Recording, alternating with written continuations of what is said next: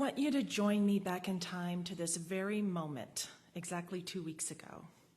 We are standing in the chilly pre-sunrise desert air of Death Valley with 12 other people, watching the sun come up over a wide expanse of dunes about a half-mile away.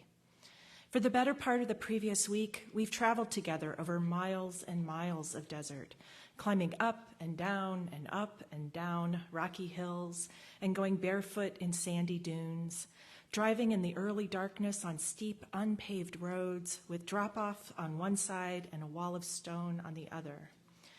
We carried backpacks, cameras, tripods, hiking sticks, or in the case of Ellen, the wife of one of the workshop participants who's tagged along, a banjo or a violin. It's my first time in Death Valley. Maybe imagining you're with me is your first time too. If you've ever been, you know it's massive. In fact, it's 3.3 million acres massive. From one point of interest to another could be anywhere from 50 to 100 or more miles. More than 93% of the park is wilderness area. Its borders contain the lowest point in North America and the hottest place on Earth. Here's what we notice before long, once we grasp the annoying and peaceful reality that we don't have cell service. Whether we are hiking in the dunes or driving on a long, flat stretch of road, we are surrounded by light and shadow.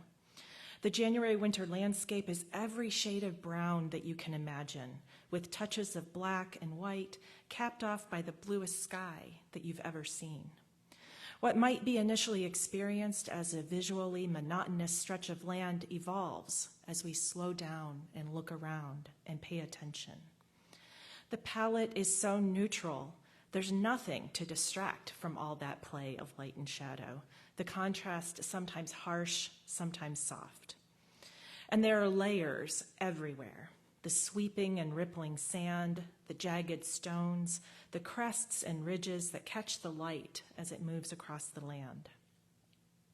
What at first seems simple, rocks, dirt, brown, sand, becomes more complex the more you experience it. You notice yourself drawn as much to the shadows as to the light.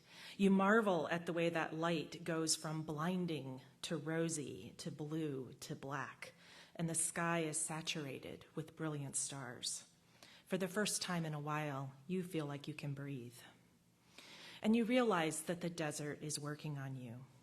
It's reminding you that you come from dust, and to dust you shall return.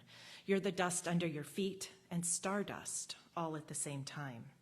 You are made of countless layers that shift and glow and turn dark and glow again.